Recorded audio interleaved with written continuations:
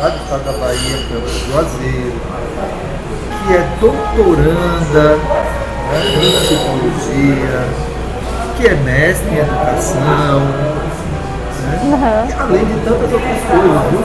Escritora, clara, que floresce de várias formas. E acabo também desenvolvendo, hora ou outra, projetos diversos, né? Eu acho que é me desafiando a ver até onde é que vai a minha potencialidade. Então eu acho que é a voracidade realmente desse viver que faz com que as coisas, né, acabem acontecendo, seja nos quesitos pessoais, seja nos quesitos também de relações, seja também... Então, o livro A Cura e o Tempo tem sido produzido ao longo desses 2 últimos anos, né, em especial no primeiro ano de um processo de luto pessoal de uma pessoa muito querida, né, minha avó materna. Inclusive, é um dos nomes que eu dedico realmente, né, a essa obra, trazendo temas também emergentes, né, atuais, em torno das nossas emoções, em torno também das nossas memórias. Então é um livro realmente carregado, né? Quando eu penso em cuidado, Marcelo, a gente tem inclusive estudado em outros momentos, escrito outros textos, mas eu tenho dialogado muito com a imagem do cuidado, realmente com essa postura, né, do feminino, do afeto, né, da abertura, da sensibilidade. E aí a gente inclusive estuda, né, nos arquétipos junguianos que o feminino está presente não necessariamente na relação de gênero, mas está presente na pessoa. Então a sensibilidade, a escuta, a servidão, né, precisaram ser arrimos, né, de família e que foram realmente sustento, né, da família, sustento. Conto muito nesse livro as minhas bases, a minha trajetória, né?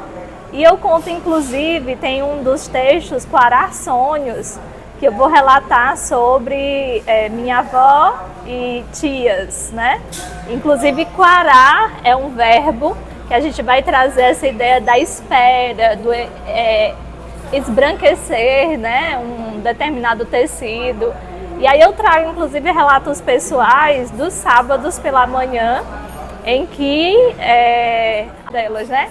Elas, as 2 tias, né, que cuidaram tanto mim quanto de meu irmão, elas trazem essa memória realmente dessas possibilidades que elas não conseguiram conquistar, né? E que eu, aos poucos, vou conseguindo mudar essa trajetória histórica das mulheres, né, da minha família. Então é como se fosse uma mudança realmente de ciclo, das possibilidades que eu também tenho de visualizar outras formas de cuidado, né? Nesse aspecto, tem a ver com essa processualidade, esses diálogos que a gente precisa elaborar?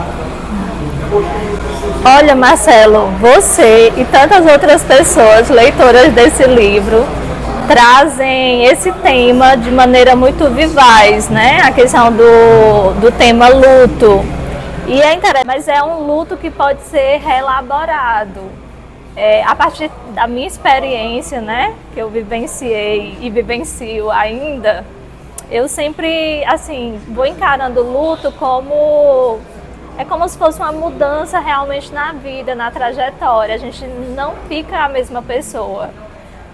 Em muitos lugares, por exemplo, quando você vai, você acaba trazendo à memória os seus entes queridos, as pessoas que realmente foram base na sua vida.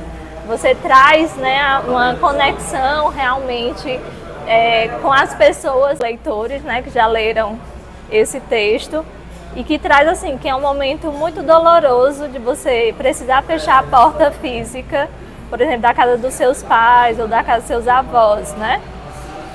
Mas é preciso a gente ter coragem de fazer isso para que a gente consiga também, a partir dessa história, né, dos nossos familiares, a gente também consiga realizar novas histórias, propor, e também para tantos outros leitores. Embora, assim, o livro não é sobre isso. Não é sobre isso. Mas, por exemplo, ele traz questões relacionadas à amizade, aos amores, de um modo geral. Enfim, fala de perdão. De vários temas. Né? Eu utilizo muito como um espaço para poder mostrar, né, as reflexões que aparecem. É como a fenomenologia, né, na verdade é trazer a consciência, como aparece. É tanto que no início não eram textos muito refletidos, era o que aparecia na consciência, né? E nesse processo do primeiro ano realmente da perda, né, da minha avó, aos domingos me batia uma questão assim da saudade. E aí eu utilizava em datas comemorativas, para mim foi difícil no primeiro ano, né?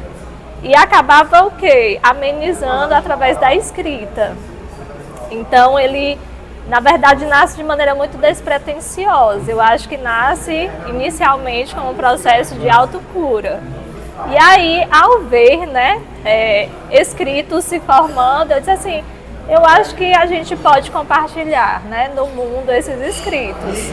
Não sei porque me fez lembrar, recentemente eu estava ouvindo uma série de reportagens sobre Marília Mendonça, né, e a produção de Marília Mendonça. Tem um momento que tem uma entrevista onde ela fala que o momento se colocava muito próximo da verdade, né? E aí às vezes ela ia ter esse processo de composição e tal, muitas vezes de coisas coisas que ela não vivia, né? Para você traz essa coisa da cura, da escrita como esse processo de cura, principalmente nesses momentos mais difíceis ou momentos que não sejam tão confortáveis. Mas como é esse processo da verdade? É também uma forma de você encontrar você mesma e se ressignificar? Por sermos pessoas públicas, né, Marcelo? Muitas vezes a gente é um ator. Você trazendo aí Marília Mendonça, eu agora trago Raul Seixas, que recentemente assisti também a série do Raul Seixas. E ele diz assim que ele era um ator, né? Ele não pensava. Eu trouxe a minha essência, aquilo que eu acredito, que eu aposto, né? Do modo como eu penso, inclusive tem coisas até engraçadas, né, em meio à escrita, tem coisas sérias, tem momentos também melancólicos, né, que se apresentam, tem momentos também de alegria, de agradecimento. Então, eu acho que eu trouxe essa composição. Sobre isso, que é a questão da autoajuda, né? Tem todo aí até um certo preconceito, né, com essa coisa de livros de autoajuda, né, coisas de autoajuda, né? Mas me parece que esse livro, com sem a intencionalidade inicial, né, ele termina tendo esse papel social, que particularmente eu até acho importante. Você sabe a minha opinião sobre isso. Sim. Né? Mas aí eu queria que você falasse um pouquinho, e aí eu vou fazer uma pergunta assim meio de pronto. Hoje eu considero um livro, como é que a gente pode dizer, de autocuidado. Por quê? Porque a autoajuda, às vezes as pessoas elas vão em busca das respostas prontas. Todas as que chegam para mim dizem assim, eu li seu livro, ou então eu li uma parte dele, né? E me fez refletir sobre isso. Ou seja, é como se fosse um recurso terapêutico que levam as pessoas a alguma tomada de consciência, né? Para o seu aqui e agora. Então eu não você a responder com a sua realidade, até porque a gente vivencia realidades, cada história é uma história, cada cultura é uma cultura, né? Então acaba que as subjetividades vão se dar realmente nessa realidade do cotidiano. Eu acho que é algo também que eu valorizo muito, a ideia do cotidiano, da simplicidade. Muito. Eu que agradeço, Marcelo, você sabe, assim, do meu carinho por tu, né? Obrigadão, Amanda. Amanda!